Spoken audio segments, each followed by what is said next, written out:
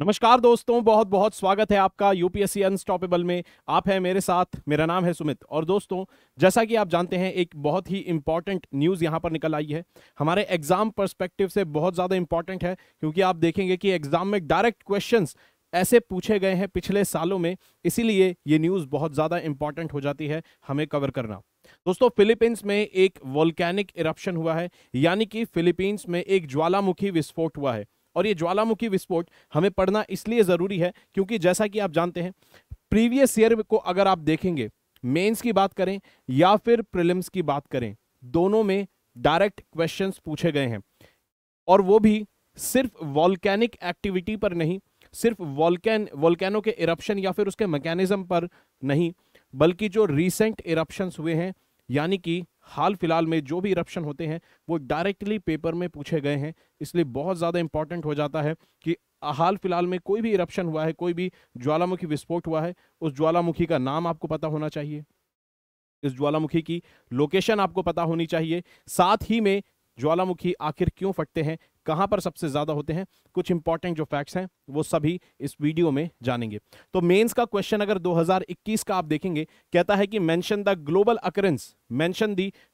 Occurrence of the volcanic eruptions in 2021। 2021 में पूछे गए फटे जितने भी ज्वालामुखी हैं उनको आपको मेंशन करना है और उनका रीजनल इंपैक्ट बताना है एनवायरनमेंट के ऊपर।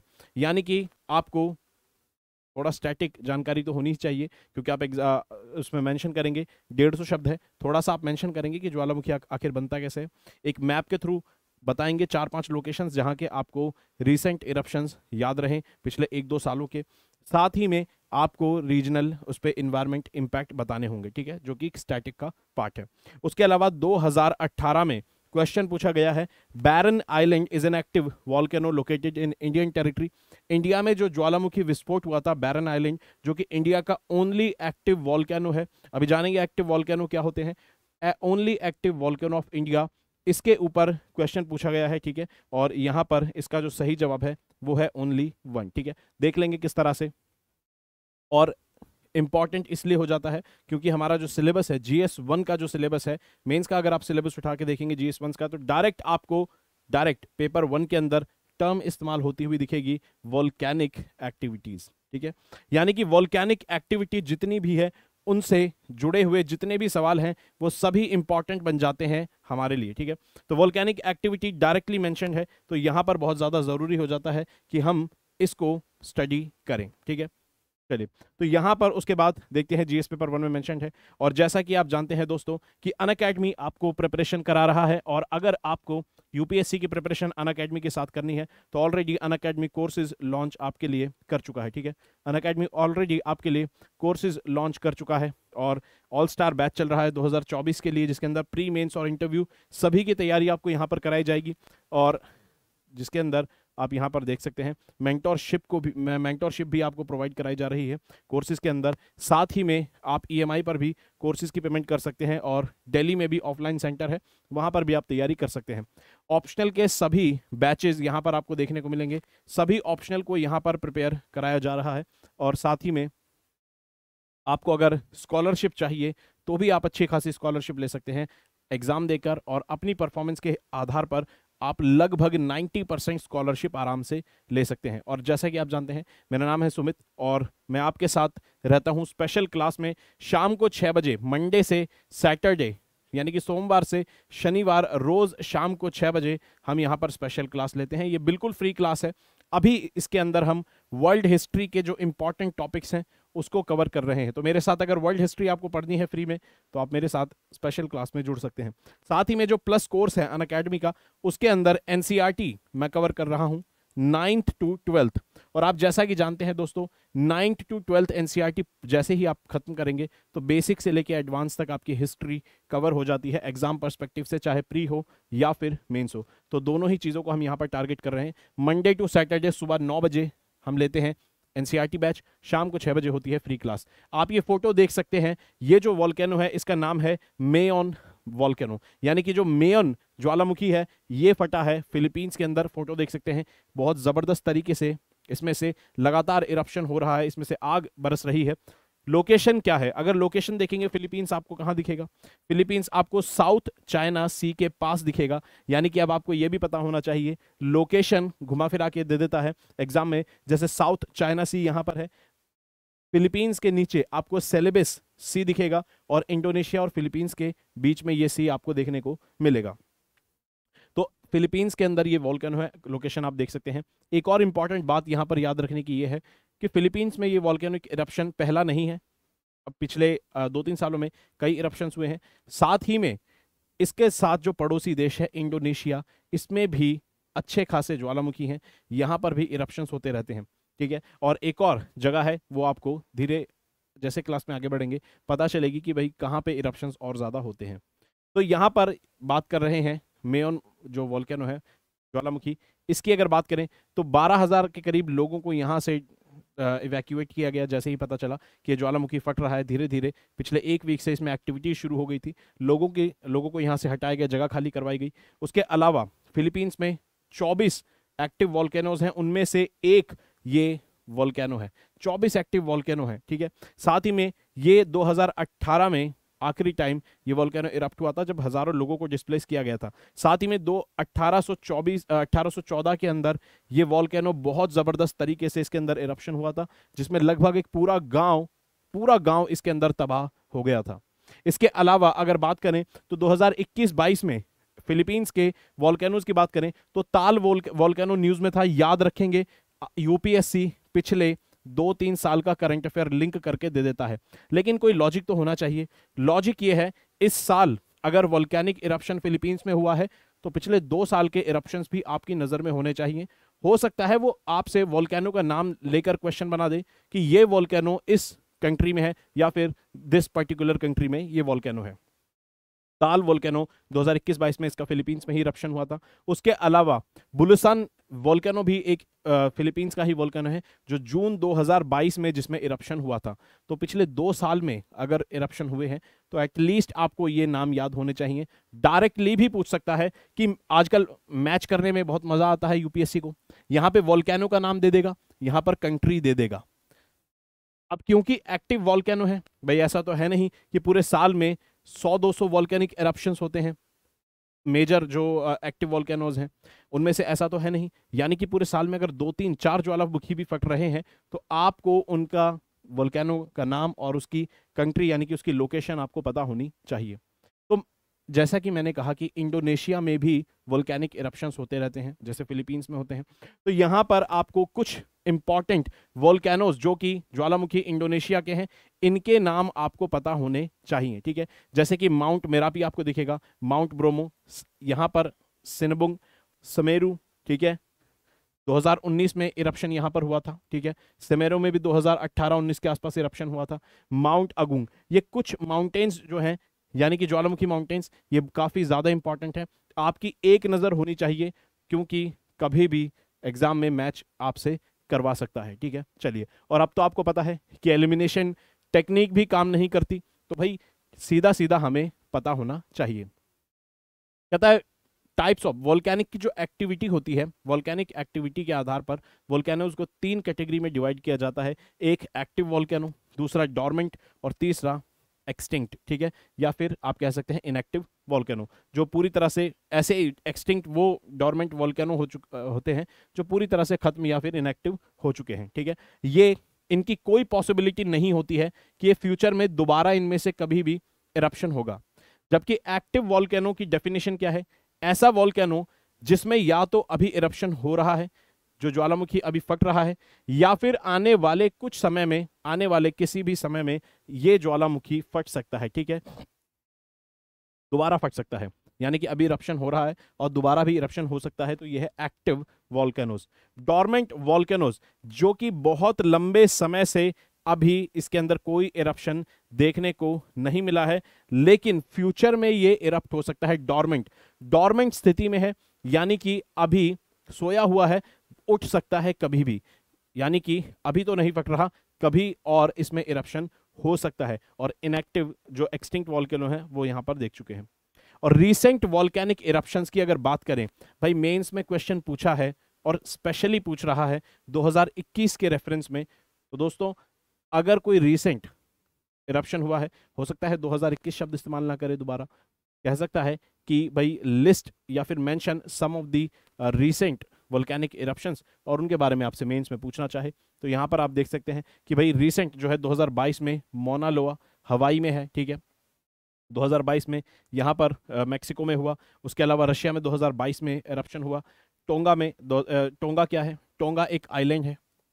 कहाँ पर पड़ता है? ये ऑस्ट्रेलिया के ईस्ट साइड में पड़ता है, जहां पर ओशेनिया का जो रीजन है, जहां पे फिजी आइलैंड से सब है, वहां पर आपको टोंगा आइलैंड पड़ेगा। यहां पर 2022 में इरप्शन हुआ था। इंडोनेशिया में 2021 में हुआ था। कौन सा? माउंट सेमरू में। 2021 में कैनरी आइलैंड्स में हुआ था। उसके अलावा फिर 2021 में democratic Republic of Congo DRC में हुआ था, ठीक है। और उसके अलावा यहाँ पर देख सकते हैं 2021 में विंसेंट एंड दी ग्रेनेडिन्स, और फिलीपींस में 2020 के अंदर ताल जो वोल्केनो है उसका एरप्शन हुआ था, और 2021 में भी दोबारा ये हुआ था। अब आपने एक चीज देखी होगी, जो भी हमने नाम पढ़े हैं ये आपको कहां पे दिखेंगे? फिलीपींस में, इंडोनेशिया में, उसके अलावा ओशेनिया में, टोंगा ये रहा यहां पर।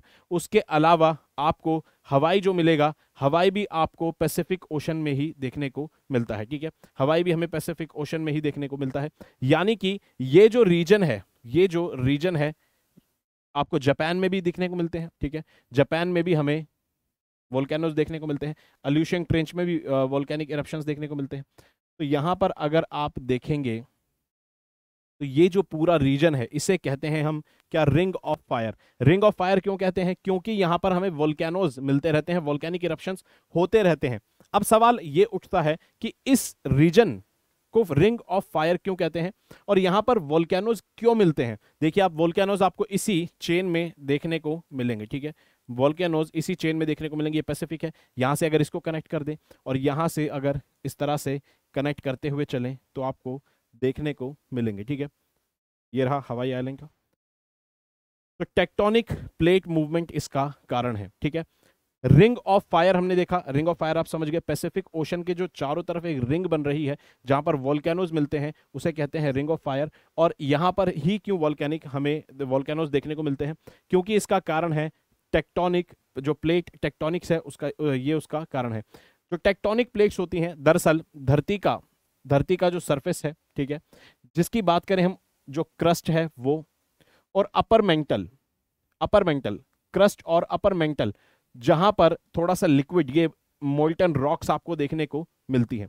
तो अपर मेंटल जो कि थोड़ा लिक्विड सेमी सॉलिड स्टेट में है, और ऊपर का जो सॉलिड पार्ट है अर्थ का, जो क्रस्ट का, इन दोनों को मिला के क्या बोलते हैं? टेक्टोनिक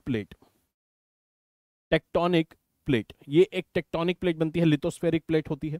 ये क्या करती है? ये मूव करती है। ये जो लिक्विड मोल्टन रॉक्स होती हैं इनके ऊपर इनकी मूवमेंट होती है अर्थ के सरफेस के ऊपर, ठीक है। अर्थ का सरफेस जो है मूव करता है इन मोल्टन रॉक्स के ऊपर। अब जब अर्थ का सरफेस मोल्टन रॉक्स के ऊपर मूवमेंट करता है तो ये मूवमेंट कई प्रकार की होती है। ये मूवमेंट जो सरफेस की मूवमेंट है कई प्रकार की होती है।